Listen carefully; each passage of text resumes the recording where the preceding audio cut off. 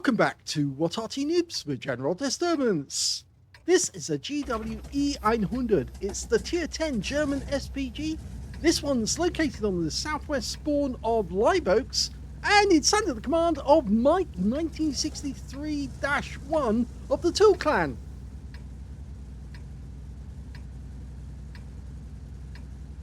Game on. He's armed with a 21cm Morse howitzer, capable of doing 900 alpha, 53mm per pin, and 37.39 seconds on the reload. He's got it down to 29.72. So he's actually reduced it by 9.5 seconds by using the appropriate tools at his command. Well, that sounded a very big bang coming from someone else. I suspect that was one of our tanks firing around in anger at one of his own teammates. Well, we'll have to wait and find out. Now, as you know, this Arty is based on the on the E100, the heavy tank that was created but never put into production. They did complete the hull, or at least most of the hull, and they never completed the turret, so it never got mass produced. In fact, Hitler had actually cancelled the project, and they stopped. He decided to stop production and focus instead on the mouse. But the company that was actually manufacturing it continued to make it, even though he'd actually put a stop to the project, because, well, they thought it should carry on, just in case the mouse project never actually came to fruition. And the E100 was found to be much easier to build. It is an Entwicklung tank. It's basically the E-series tanks, which are easier to build, not more complex in any way. They were actually just easier to build, and they had significantly better performance than any of the Allied tanks. Now, you saw that was a big hit that he managed to get on the STB-1. He got a penetrating shot for 916 hit points, and then he got stun assist afterwards, and that STB now is a one-shot. If the round lands near him, he's out. And he is. That was a superb shot, right on the money. It actually, it looked to me like it was slightly veering to the left as it was coming in, but it caught the tank's back on anyway.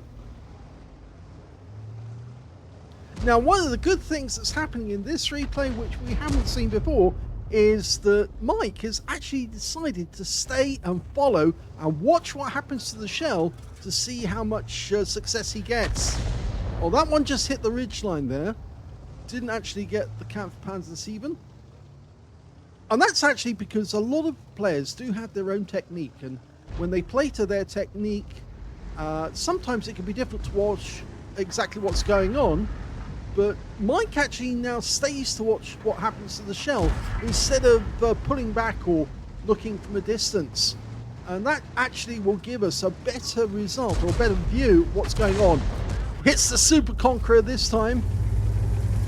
Now, those guys are getting rather close now at the moment. You notice they're just the other side of the bridge. And he really does need to get out of there. I think the enemy's going to have some difficulty. He's decided to fall back. He's calling a fallback. The enemy's going to have some difficulty getting underneath the bridge because it slows the vehicles down. And the Leopard 1 and Lion are in the perfect position to intercept those tanks as they cross. Round south. Splashes the E5. And of course, they don't want an Arty slowing them down as they're trying to cross underneath the bridge, because that would just make it worse for them. Because if it takes them a long time to struggle to get over the water, then our guys are going to get lots of fun shooting rounds into them as they cross. But he has to pull back. He can't get too close to them. But this is good position. Now he's going for the E5. He's hiding behind the wreck of the Kranvan, lining up the shot perfectly. Round south. Direct hit right into the side. 366. He's keeping the pressure up on the enemy. It's one of the more enjoyable things about Arty is you can just help your teammate by slamming rounds into the side of the enemy, and there's nothing they can do about it except sit there and take it. Unless, of course, they decide to pull back altogether, which usually is the smart move, to actually try and outflank the enemy and get around. But that E5 is now one shot, rounds out, and he's out their game. Mike has another kill, 2 kills. Arty, who does this sort of work, is really doing their job. They're earning their pay. They're making the enemy suffer. He's changing position just slightly. Extends his aim again. Okay, we've got a T95 FP4201. He's the one that's been marked as the target. In fact, he was requested as the target by our T95 FP4201. Lined up the shot. Rounds out. Lands just behind the target. He's right up against the corner of the map at the moment. He can't go any further back.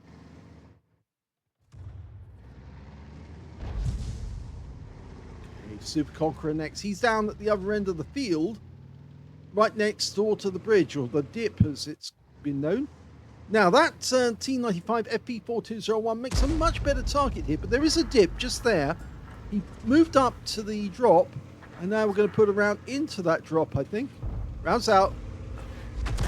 Yes, it does go in. 285. He's racked up 2,702 hit points of damage so far. And 927 stun assist.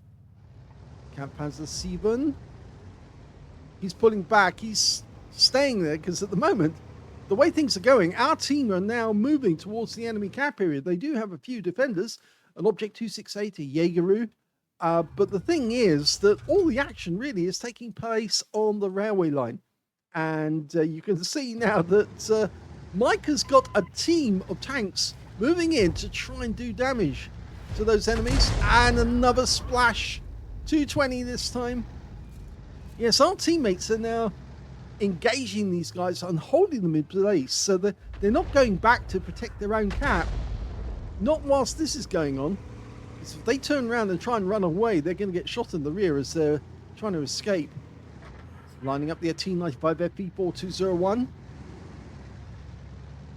Now we just killed one of the enemy arties at the other end of the map. Rounds out. Another direct hit. 338. He's over 3,000 damage now.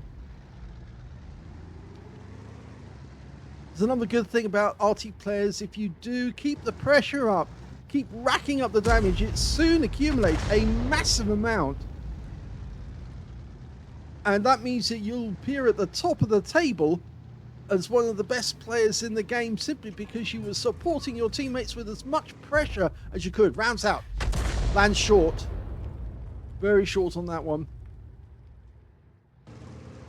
He's keeping his pipes hot. Well, his barrels hot, that is. And look at these guys here. The T95 FP4201 is in a dip. The Super Conqueror is using that ridgeline there to try and pop up and take a shot every now and then. Lining up the next shot. That's gonna... Oh, that was our other Arty, who's now up near the town. And that's a direct hit for 330. Wow. This is really good because that was a difficult shot because the tank was right on the cusp of the ridgeline there on the water, and he was still managed to get the shell to go over the dip into the tank. Now trying to get that T95. That might be more difficult. He's lining the shot up as the guy's moving, and we've lost sight of him unfortunately, so we can't do anything more there. Up at the enemy cap area, we've now got an Object 268. We're lined in. Rounds out. Coming in. Long flight time. And it's a direct hit. Yeah, when you're firing that distance, it can be like an eternity for the shell to turn up. And when you're actually watching it on the battlefield, you see that shell arching through the sky really, really fast.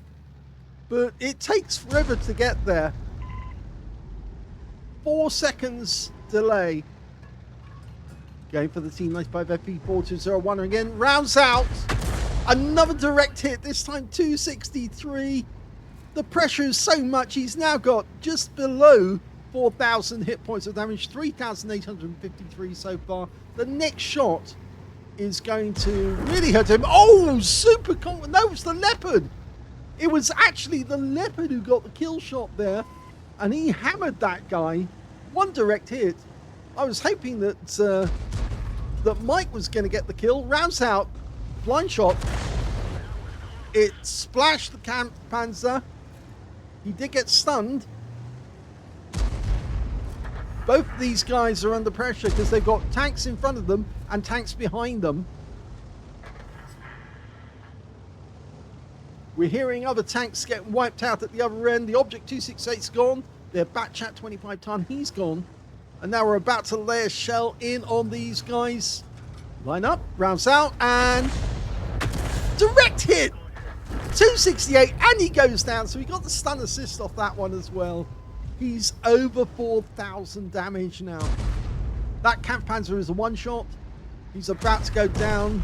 The Super Conqueror over here did actually manage to kill our FP4201, but can we get a kill shot on him? He's very low on hit points.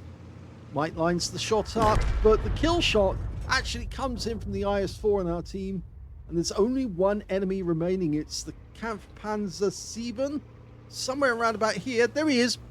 We get the kill shot. Rounds out. Can he get it? Oh, unfortunately, he doesn't get it. The Super Conqueror steals the kill at the last moment, but the game is over, and it's a victory. Well, that was an impressive game from Mike1963_1 of the T0OL clan, because he managed to get an ace tanker out of this. Not the first time he's had an ace. He's had them before, but this one was where he was absolutely dominating it, and he says that he was dominating it. Those shells kept coming in, and despite whatever the enemy tried to do, he kept on pressuring them, and it worked. He also got a Bruiser medal for getting at least 5 critical hits. In fact, he got 12, and he got a Goals medal for doing more damage, exceeding 8 times the hit points of his own vehicle, and a win rate of 5,952, which is Super Unicum standard. Let's have a look at team score and see where he was. Well, he did get the highest damage in the game, but sadly it wasn't 20% of the enemy hit pool, and that's why he missed out on the high caliber.